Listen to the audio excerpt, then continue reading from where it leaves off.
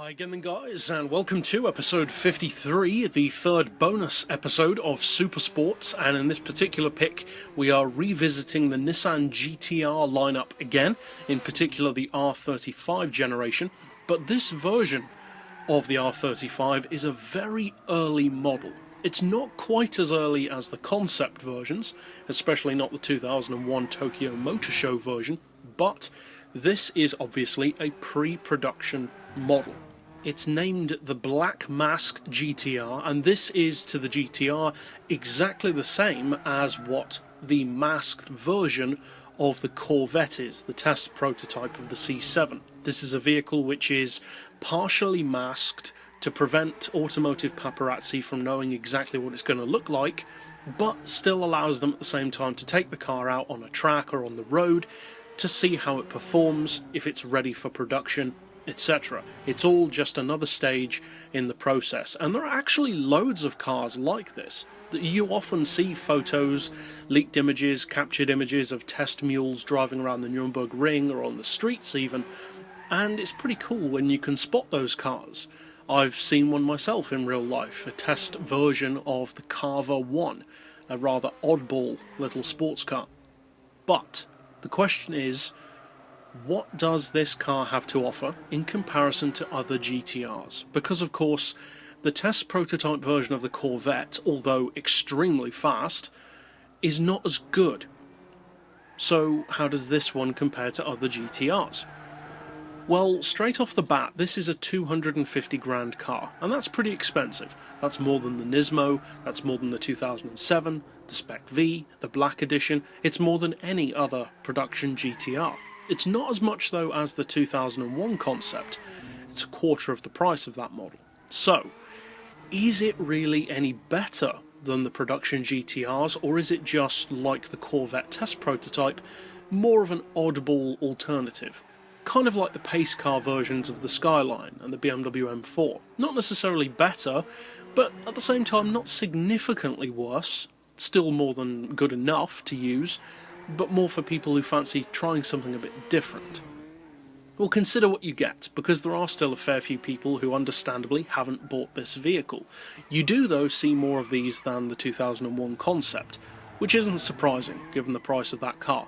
Now again, we're not told what the engine is on this model. We know now what the GTR uses, but back then it was much more secretive, and fully tuned, it's a GTR, so you're always going to be looking at big numbers. And the numbers on this model are much closer to those of the newer GTR production models than the 2001 concept was. This car puts out 1,035 horsepower, 777 foot-pounds of torque, and it is pretty heavy. It weighs a fraction under 1,400 kilos, and that's with weight loss.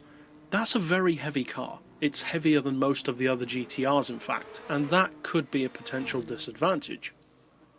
But the horsepower per tonne is still very high at 740, which is definitely supercar level, as is the PP at 662. Now it's important to note, if you are planning to buy one of these, to know what you're getting yourself into, that you can repaint this car in any colour you want, but you cannot visually modify it. There are no upgradable bodywork, or if I remember correctly, interior options to change. What you get is what you get. But what you get is interesting enough. It's essentially got the tarp treatment, like the C7 test mule, and overall that gives it an interesting, different look. So what about performance? Well, in a straight line it pretty much breaks even actually with the 2007 model. And I personally, and this isn't a popular stance, but I personally believe that the 2007 GTR is by far the best R35 you can buy. And the reason why I say that is because of the value. 77 grand that car costs, that's a lot less than any of the others, and it's just as good as many of them in real racing scenarios. It may not have quite as much power as a Nismo or a Black Edition, it may not be quite as light as a Spec V, but considering how much cheaper it is, I would say it's better for that. It's so much cheaper than those other models. Now this doesn't have that advantage, but the performance that it has pretty much, as I said, breaks even with that model. You're looking at over 290 under its own power. Of course the acceleration off the line is monstrous.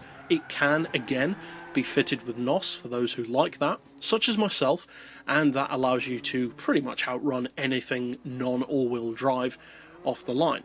The handling is, as you'd expect, very good, not necessarily quite as polished or as capable as the production models, mainly due to the increased weight. But overall, I would say the handling, in a similar way to the Corvette test car, is passable. It's better than the Corvette test car, but in relation to other GTRs, it's not quite as good. And that's not because it's a test prototype, it's because of, as I said, the weight. And you can't change that. So as a track car, no, I wouldn't recommend this as a first choice. Pretty much all of the other GTRs are better, definitely including the 2001 concept, because of how much lighter that car is. In a straight line though, which is by far where I see this car used the most, for top speed racing in particular on Route X, well for that, yes, it does offer exactly what you'd want from a GTR. It's got incredible acceleration off the line, mid-range and top end. The top speed is fantastic, easily good enough to keep up, albeit with draft, with Veyrons, Huayras, TZ3s, etc.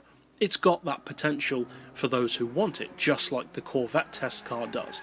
So if you're looking to buy another GTR, if you're a GTR fan, perhaps you don't own this one, then suffice to say you won't be disappointed by it. It is a very good car. Is it better than any of the other GTRs? No, not really. It's faster than a couple of them. It is faster than the Proto version, the non-masked version, which we will also feature in this series, and it is faster than the 2001 model. But that's not really what a car like this is about. It's more about the fun of it, the novelty of it, the oddball nature of a vehicle like this. And if you're looking for that, you definitely won't be disappointed. In fact, of the test vehicles in the game, including pace cars, etc., it is the quickest. So, it's definitely worth checking out if you've got a spare $250,000 credits and you're a GTR fan. But that's it overall for this particular pick. I'll see you guys next time, and as always, thanks for watching.